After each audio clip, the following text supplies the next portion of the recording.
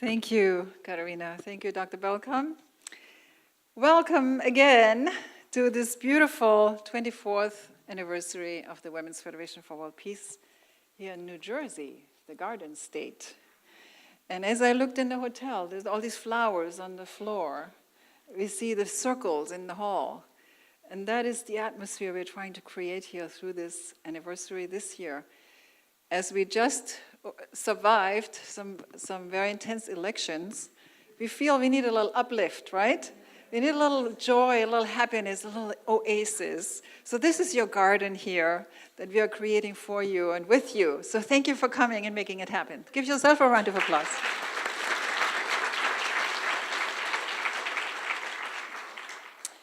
Without further ado, I'd like to come to the topic.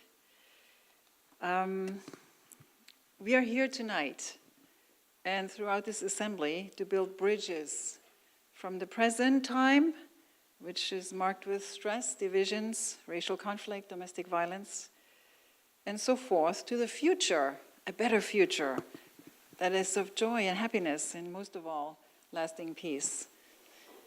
And this year's topic is truly appropriate for the time that we live in. We need compassionate, sustainable leadership, women making an impact for peace, lasting peace.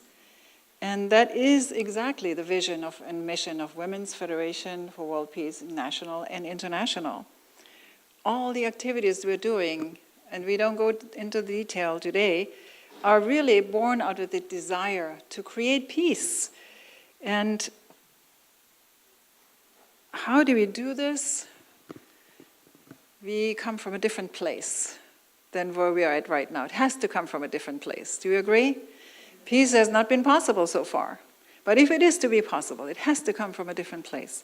So our founder, Dr. Hak Ja Han Moon, said at the early days when she came to the United States in 1992, "We are now entering an age of globalization. Ours is a time where the conflicts between cultures and races and the walls of ideology and language no longer should keep us from realizing a unified world. It is not by chance that we women," and I include the gentlemen because without you we cannot do it, and my husband is here also, Bob Selle, and my daughter. So, always work together. We are holding this conference today. We are called by history. It is the providence of God. There is one thing that binds most of us here. We are women and mothers united to build a better and safer world for our children and families. That is the core of our desire. Our families and our children are casualties of a culture that exalts mainly the self. The impact of this selfishness reaches from the individual to our families, community, nation, and world. This is why we have launched the Women's Federation for World Peace. Aren't these words more true now than ever before? It's a very deep philosophy. It sounds simple, but it's very deep. So our founders basically discovered that our current reality and culture suffer from a hidden disease called selfishness, self-indulgence, selfish love, which permeates our lifestyles, our societies. I met a lady in the hall. She said she's a victim of cyberbullying. She's escaping from her own relatives who are bullying her. Therefore, the only cure for this disease, or the antidote, is the exact opposite. It has to be a lifestyle of living for the sake of others and living by the logic of love. If you remember nothing else, remember this one. When we talk about love, we talk about an agape love, a higher love that comes from a selfless place, from our Creator, a true love. So in other words, we are saying that we cannot transform our current culture or the status quo if we stay on the same level of selfishness. We have to transcend it and elevate our own minds, spirits, and hearts to a spiritual plane of selfless love and find that solution that we already know, which is living by the golden rule, isn't it? But if we would all do this, how much we would have a different world. So when you look at the Women's Federation for World Peace, all of our projects, all of our efforts, the Schools of Africa, the Bridge of Peace, whatever it is permeated by that lifestyle that the founders have also emanated themselves and are teaching others. They wanted us to be leaders from the beginning, leaders of the heart, leaders through example, Because that's the only style of leadership that can really make an impact. Words don't make an impact. They fade away. But what will never fade away is our own hearts and our actions. And when we talk about sustainable, from my own experience, you can only sustain something that's real, that comes from the inside, right? That is, instead of the doing, you're the being. You know what I mean? If you actually are what you say, if you're authentic, you don't have to worry about putting up facades or pretense, all these things that take so much energy from people's relationships. But you can be a leader just by being yourself. And it doesn't matter what your degree is, your position, your title. Even you don't need a title, because everyone can be a leader through example.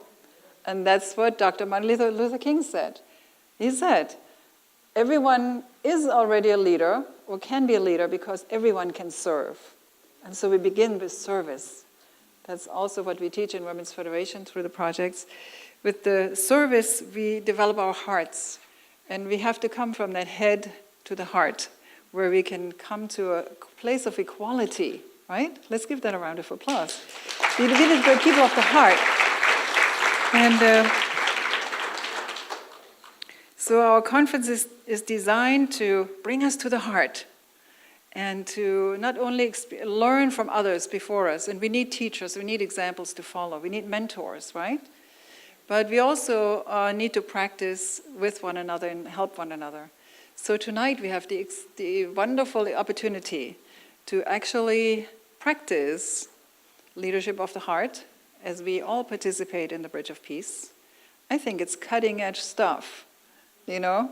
It's cutting edge because when some people start doing something different, it's like you're carving a path that others can follow, even if it's only one person.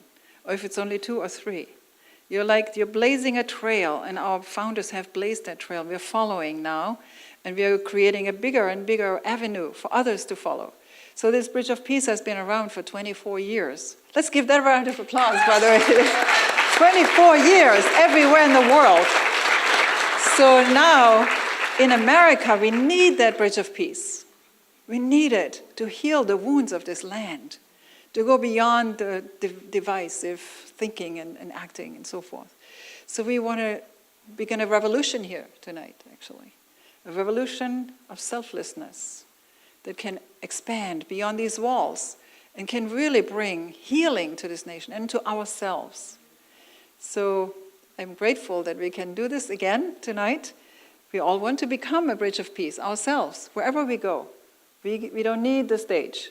We just need that heart that reaches out, that lives for the sake of others, that yearns to live for the sake of others. That is what I love about the founders. They are so passionate. They put their life on the line for this vision to be a reality. Tomorrow I will talk more about that. And I do also want to thank our veterans, because they put their life on the line for this country. And we honor you for that. Thank you. And your families. And your families. There is a cost involved when you do that. You pay a price for it. I know a friend of mine whose son was a veteran. He couldn't survive himself. He couldn't live with that. So there's a lot of aches and pains in this country, you know, in many, many levels. So we need to put it aside and go higher. That's what we're doing here today. We're lifting ourselves and each other up to a higher plane, so we can see with different eyes, and we can see the love that is also there. That's the good news of Women's Federation. Women's Federation is a place of joy, uplift, happiness, growth, and I would say, well, healing. Yes, somebody said healing. And that's why all the mothers in the room are needed, and the young women. I want to give the young women a round of applause, because they're learning and inheriting from us. Our vice president, our young ladies, you know, this is the best looking conference so far, to be honest with you, because of them. They created this. All the beautiful books and everything, they know how to make it look good and really express what it really is. You know, sometimes we don't know how to express truly the depth of our hearts and souls and make it beautiful. But that's what we need to do. We have to show now. We have to be up there and show it. And know that you are beautiful, you're awesome. You already have that leadership in you. You just bring it out in this conference. And then you practice and practice and practice and help others to practice the same. So let's have a great conference. Thank you very much, and God bless.